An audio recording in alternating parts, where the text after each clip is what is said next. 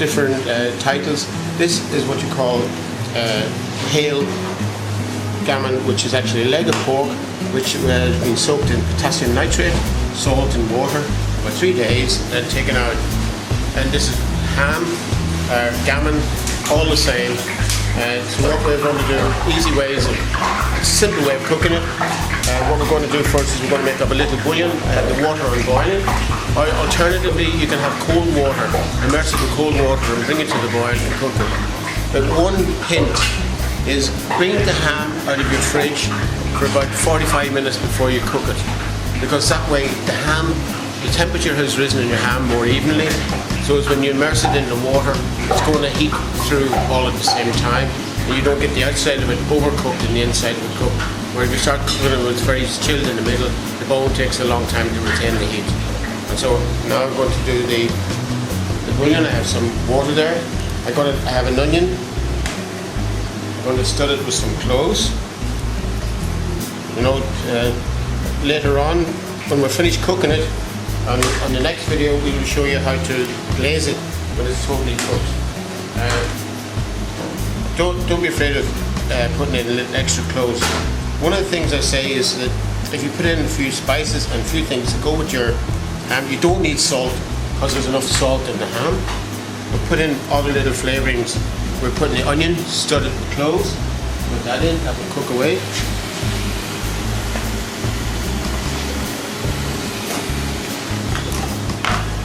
Putting in 2 cinnamon sticks, 2 whole cinnamon sticks into the water, and a little bit of pepper. Just a little bit of cracked pepper into the water. Just you can have a bay leaf, you can have herb stocks, you can add anything you like, whatever you want to do to make up your bouillon. Just let it simmer for a while. While that's simmering, I'm going to show you what to do with the ham. The only thing you really have to do with the ham is here. This is the H-bone, is what it's called. This is the joint of the hip. If you're getting a hip replacement, this is what you're getting. Right, but then we go right down to there. So basically, it's what you need to do is just mark it there. But what you should do is actually make sure that if you're at home or somewhere, ask the butcher to pre-do it for you, because they would have nice sharp knives and they do it in a few seconds for you and save you. But if it's at home and somebody gives you a gammon, ham, this is what you do. Just right in there. Make sure you have a nice sharp knife. And once again, say if you have a good knife, you won't cut yourself. Only blunt knives cut people because you have to put too much pressure on them.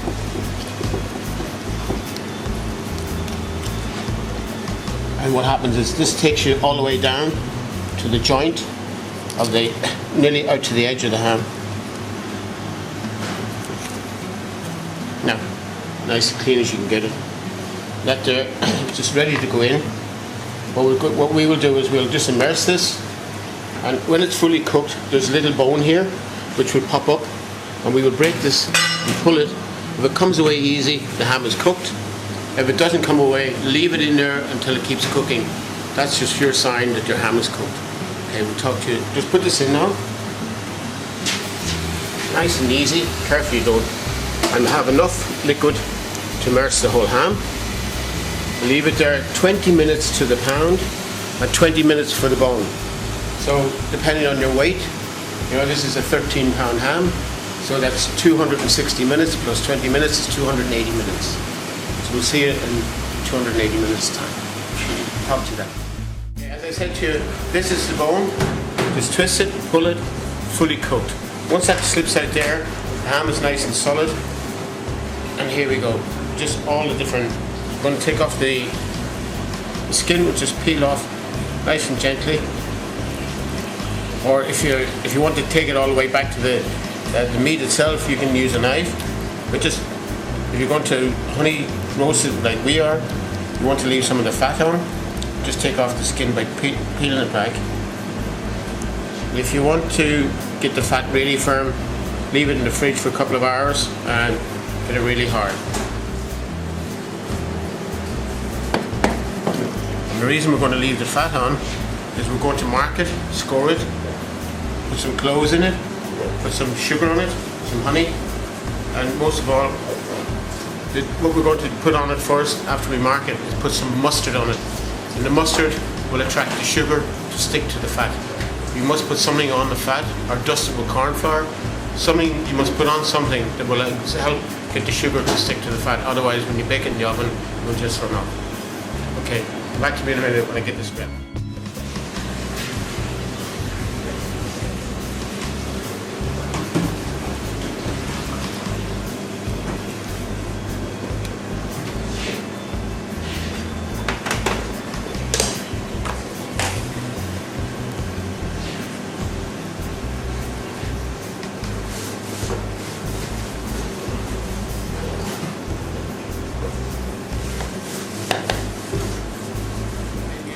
Some mustard. This is Dijon mustard. Some people like an English mustard, a really hot one. Me, I like a nice medium mustard.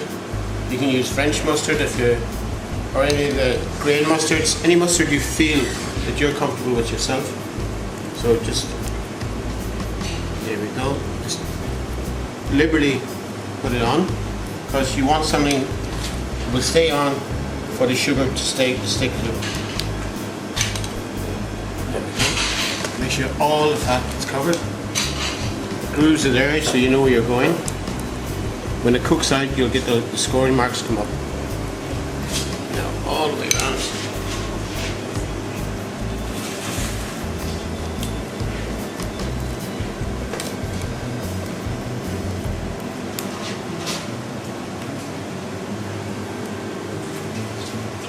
There we go.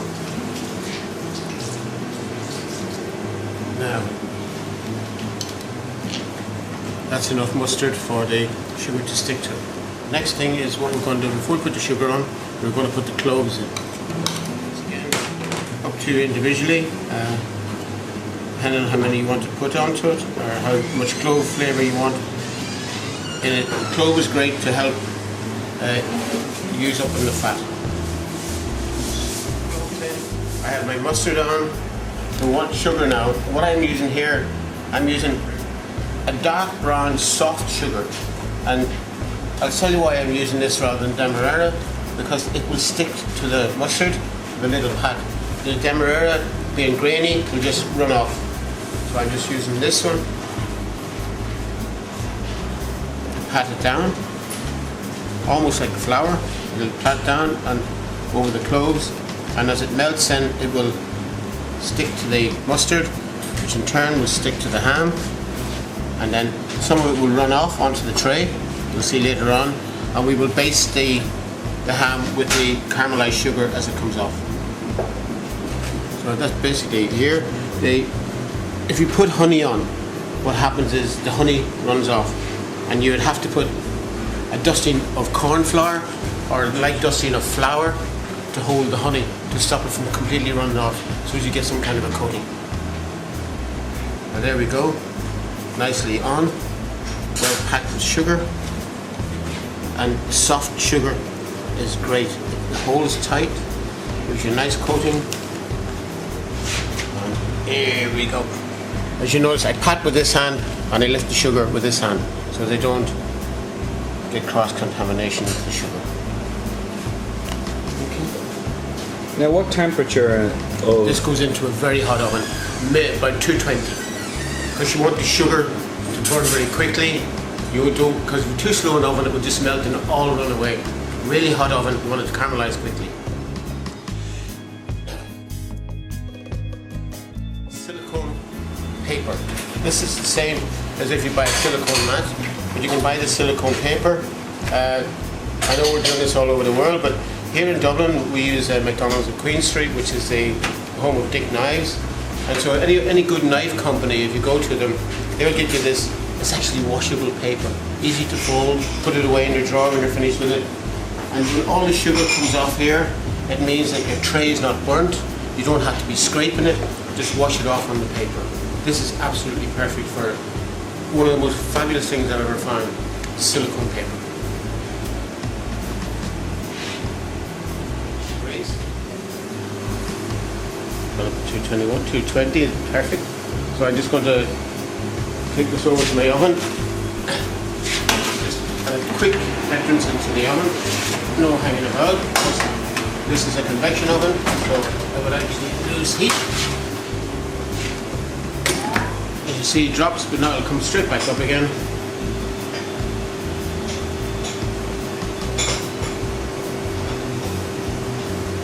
And do you want to maintain the 220 all through the cooking process, chef? All the way through the cooking process, otherwise what you see, the ham is cooked. So all you're really doing is you're really crusting. You know, like you put a crust on a rack of lamb after it's partially cooked. Same with this here. You just simply put your crusting this here to add extra flavors. You know, the mustard will cook to the ham, sugar will cook to the mustard, and we have it all ready. You see, temperature's going back up. 2 minutes, it'll all be ready. And there, leave this in here, depending on your oven, about 30 minutes should do it. Take it from there. Cooking says sugar comes off, but baking into the fat because the mustard is holding it. Nice, beautiful colour coming up.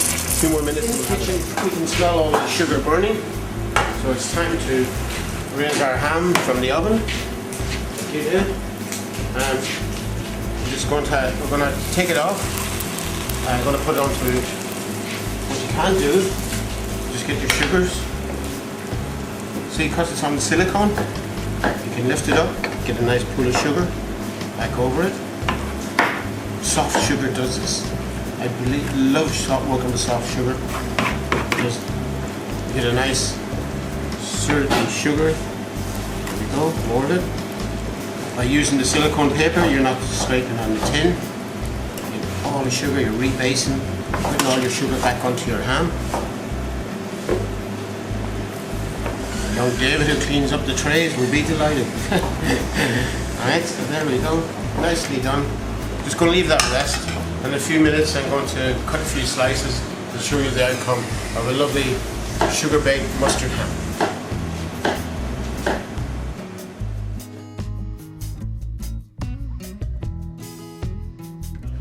Now, as you see, we have a lovely baked ham. All the sugars are nicely crusted on it. This you can take in, serve it at your table as a baked ham on its own, or with your turkey, whatever you'd like to do. Here we have the knives for carving. You know, there's a choice of all sorts of things. In the classical kitchen, you will see this one. People have serrated edge knives in their kitchen. This is a long carving knife. This is a more modern style, slightly heavier, easier to grip. And these two are not really ham knives, they're carving knives. This is a multi-purpose carving knife with a safety grip on the handle, which takes you up from the board, where you're not going to beat your hand off the board when you're carving it, or it gives you room to get around different items. Okay. This is the old classical ham knife. This is called a Granton. Granton is very hard to find nowadays, but that is the old classical carving knife with the dimples in the blade, easy to keep sharp. This is what you call a French carving knife, which every professional kitchen or any modern kitchen would use as a carving knife, especially for ham. It is long enough, it's slim enough, see, not and you know, absolutely sharp enough to take it. And you just use your fork.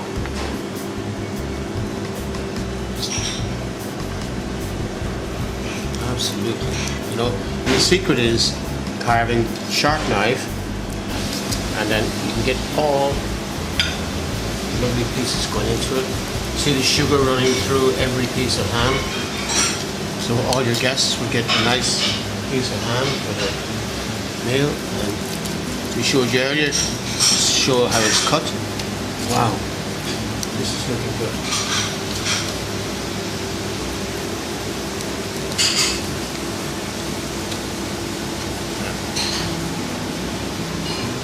How's that? What a lovely piece of ham, all nicely sugared and browned. You can serve it to anyone. Serve that with your turkey, or serve it on its own, and accompany with nice vegetable dishes. Hope you enjoyed your ham video, and we'll see you again for the next.